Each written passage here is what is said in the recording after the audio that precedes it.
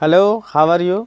आप देख रहे हैं टू लर्न इजी। आज हम लोग पढ़ने जा रहे हैं झारखंड के क्षेत्रीय राजवंश, और उस राजवंश का नाम है चेरो। पलामू का चेरो वंश, चेरो वंश। ठीक है, इसके स्थापना भगवत राय ने किया था। चेरो वंश की स्थापना भगवत राय ने किया था। चेरो वंश की स्थापना भगवत राय ने 16वीं सदी ईस्वी में किया था। It is clear. कब किया था? तो 16वीं सदी ईस्वी में किया था। चेरो वंश की स्थापना रक्सेल वंश को अपदस्थ करके किया गया था। इससे पहले पलामू में रक्सेल वंश का शासन था, लेकिन उसके उपरांत भगवत राय ने रक्सेलों को अपदस्थ कर कर यहाँ पे चेरो वंश की स्थापना किया। भगवत राय का उपनाम रणपत चोरूह था। भगवत राय का उपनाम रणपत चोरू था, जिसके कारण अपने वंश का नाम, अपने राजवंश का नाम चेरो रखा। चोरू से ही वो अपने राजवंश का नाम चोरू रखा। फिर क्या है कि भगवत राय ने मुगलों की अधीनता स्वीकार कर लिया था। यहाँ बहुत ज़्यादा अकबर के शासनकाल में झारखंड जो है सो अकबर के अधीन हो चुका था। अधीन मतलब कि यहाँ पे मुग़ल सेना आ चुकी थी, और उसके बाद यहाँ के जो राजा थे, राजाओं पे कब्जा और अधीनता स्वीकार करने का जो प्रक्रिया था वो प्रारंभ हो चुका था। तो इसमें क्या हुआ कि ये भगवत राय ने मुग़लों की अधीनता स्वीकार कर ली और ये मालगुजारी देना शुरू कर दिया। लेकिन फिर इसके बाद क्या होता है कि अकबर के मृत्यु के बाद चेरो ने भरपूर फ़ायदा उठाया। क्या भरपूर फ़ायदा उठाया कि जो अधीनता स्वीकार कर रखे थे उसको ठुकरा दिया, सालाना मालगुजारी देना बंद कर दिए। उसके बाद क्या हुआ कि मुग़ल फौज को भगाकर, अब चेरो जो थे यहाँ से अपने सेना के द्वारा मुग़ल फौजों को भगाकर अपनी स्वतंत्र सत्ता पुनर्स्थापित कर ली। स्वतंत्र, जिस तरह से पहले इन लोगों का स्वतंत्र सत्ता था, इस तरह से फिर दोबारा अकबर के मृत्यु उपरांत इन्होंने फिर क्या किया कि दोबारा अपना स्वतंत्र सत्ता स्थापित कर ली। फिर है दूसरा अनंत राय, भगवत राय का उत्तराधिकारी। भगवत राय का यह उत्तराधिकारी था। इसने मुग़लों की अधीनता ठुकरा दिया। क्यों ठुकरा दिया? क्योंकि इनके जो पूर्वज जो थे, जो भागवत राय था, उसने मुग़ल फौज को भगा दिया था। अब मुग़ल फौज को भगाने के क्रम में ये स्वतंत्र राज्य घोषित कर चुके थे।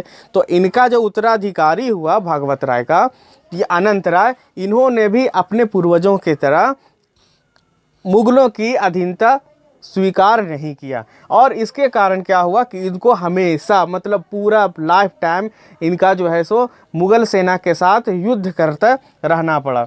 इसने मुग़लों को अधीनता ठुकरा दिया। फलस्वरूप इनके राज्य पलामू पर मुग़लों का आक्रमण होता रहा। मतलब पूरा लाइफ टाइम मुग़लों का आक्रमण होता रहा। और वर्ष 1612 ईस्वी में अनंत राय की मृत्यु हो गई। इस तरह से ये इसका देहांत के उपरांत इसका बेटा सहबल राय, ये बहुत शक्तिशाली राजा था। ये सहबल राय यहाँ का चेरो का राजा बना। उसमें क्या है, यह एक अत्यंत शक्तिशाली शासक था, बहुत शक्तिशाली शासक था। और इसने क्या किया, यह सड़क आजम चौपारण, आज के चौपारण में जो जीटी रोड है, वहाँ तक के अपना राज्य विस्तार कर चुका था। मतलब वहाँ तक के इसका कंट्रोल में हो चुका था। पलामू बहुत दूसरे छोर में है और ये दूसरे छोर में पड़ता है, लेकिन यहाँ तक इन्होंने अपना प्रभाव कायम कर चुका था, बढ़ा दिया था। वह मुग़लों की काफ़िलों को लूट लिया करता था। उस रास्ते से मुग़ल का जो काफ़िला था बंगाल जाया करता था, तो उसको क्या करता था कि इनकी सेना मिल करके उस काफ़िले को लूट लिया करते थे, और जो धन संपदा जो होता था उसको लूट लिया करते थे। तो इसके कारण न सहबल राय को जहांगीर बादशाह जहांगीर के आदेशानुसार इनको कैद कर लिया गया। और उसके बाद क्या है कि इनको ना, सहबल राय को एक भूखे शेर के सामने लड़ने के लिए निहत्था छोड़ दिया जाता है। तो निहत्था छोड़ देने के क्रम में सहबल राय कमज़ोर पड़ जाता है, और जिसके कारण इनकी लड़ने के क्रम में ही मृत्यु हो जाती है। प्रताप राय। ये प्रताप राय कौन था? तो सहबल राय का उत्तराधिकारी था। सहबल राय के उपरांत, मरने के उपरांत, ये प्रताप राय शासक बना। इसका क्या है कि प्रताप राय के शासनकाल में चेरो राज्य अत्यंत समृद्ध थी। चेरो जो पलामू में शासक था ये अत्यंत समृद्ध थी। इसका मतलब ये है कि इनके शासनकाल में वह सारे वस्तुएं उपलब्ध थी, वो ज़रूरत के वो सारे सामान उपलब्ध थी, एक समृद्ध राज्य में होना चाहिए। इस वजह से प्रताप राय को कहा जाता है ये एक प्रतापी राजा था और ये इसके राज्य में चेरो राज अत्यंत समृद्ध थी। उसके बाद क्या है कि इसके शासनकाल में सबसे इम्पोर्टेंट क्या हुआ कि पुराना पलामू किला का निर्माण प्रताप राय के शासनकाल में हुआ।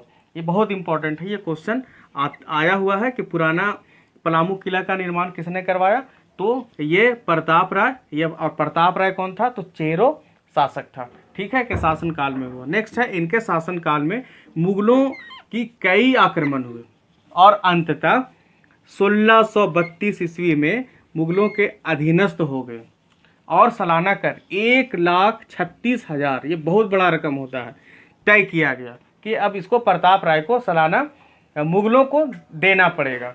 लेकिन इतना ज़्यादा रकम होने की वजह से प्रताप राय देने में असमर्थ हो गया। मतलब असमर्थ नहीं बल्कि देना ही पसंद नहीं किया और ये देना छोड़ दिया।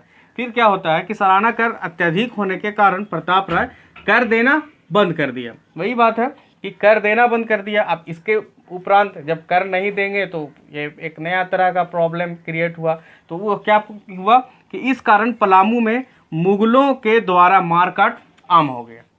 जब नहीं दे रहे थे तो क्या हुआ, मुगलों के द्वारा यहाँ पर मारकाट आम हो गया। इसको देखते हुए प्रताप राय को फिर फील हुआ कि अब हम लोगों को फिर से संधि कर लेना चाहिए। तो क्या किया, प्रताप राय ने संधि करना बेहतर समझा और इस संधि के अनुसार प्रताप राय ने 80,000 रुपया तथा पटना में हाजिरी लगाना स्वीकार किया। पटना जो काउंसिल था मुगलों का, जो यहाँ के पटना से ही झारखंड का संचालन होता था और झारखंड जो क्षेत्र था वो पटना के अधीन होता था। तो इसमें क्या हुआ कि प्रताप राय जो है 80,000 रुपया सालाना और पटना में हर साल हाजिरी लगाना स्वीकार किया। और इस तरह से फिर जाकर के क्या हुआ कि प्रताप राय के शासनकाल एक फिर से समृद्धि आ गई और फिर से सुचारू रूप से सब कुछ संचालन होने लगा और मुगलों के द्वारा यहाँ पर जो यहाँ मारकाट हो रहा था वो बंद हो गया। अब इसके मेदिनी राय का शासनकाल 1658 से 74 ईस्वी तक रहा। मेदिनी राय चेरो वंशी शासकों में सर्वाधिक शक्तिशाली शासक था। ये जितने भी चेरो शासक हुए उसमें सबसे शक्तिशाली शासक मेदिनी राय ही था। यह गद्दी पर बैठते ही मुगलों की अधीनता अस्वीकार कर दिया। सबसे इंपॉर्टेंट बात है कि जैसे गद्दी पर बैठा, जैसे राजा बना, अधीनता अस्वीकार कर दिया और मुगलों के विरुद्ध अभियान प्रारंभ कर दिया और उसके क्षेत्रों में जाकर, मुगल शासित क्षेत्रों में जाकर वहाँ लूटपाट करता और वहाँ के धन संपदा को हासिल करता और इस तरह से अपने राज्य को विस्तार करने में पूरा बल लगाया।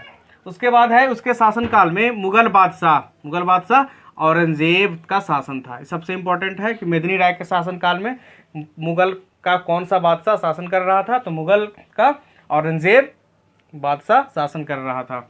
उसके बाद है मेदिनी राय के शासनकाल में चेरो शासन का स्वर्ण युग कहा जाता है। ये बहुत इंपॉर्टेंट है कि चेरो शासन का स्वर्ण युग किसके शासनकाल को कहा जाता है, तो चेरो शासन के स्वर्ण युग मेदिनी राय के शासनकाल को कहा जाता है। It is clear.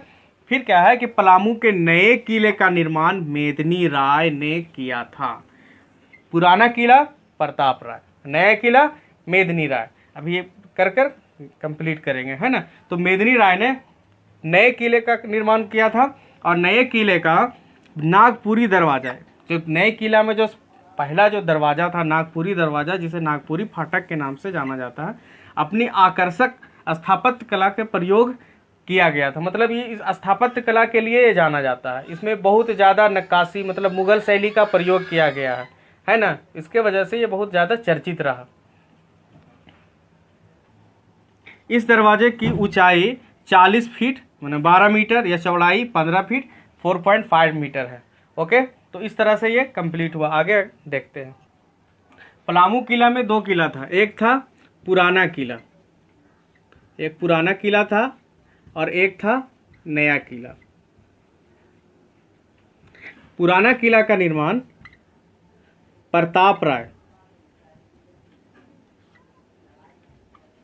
ने करवाया था और नए किला का निर्माण मेदिनी राय ने करवाया था। अब याद कैसे रखेंगे पुराना किला का निर्माण किस तरह से, तो पुराना और ये है प्रताप, ठीक है, पुराना से पाप दोनों में है, तो ये याद रखने में आसानी होगा पुराना। और देखिए इसमें क्या है, मेदिनी राय, नया किला ना और माँ है ना, तो नम भी कर सकते हैं, ना के बाद माँ है ना, तो इस तरह से याद कर सकते हैं।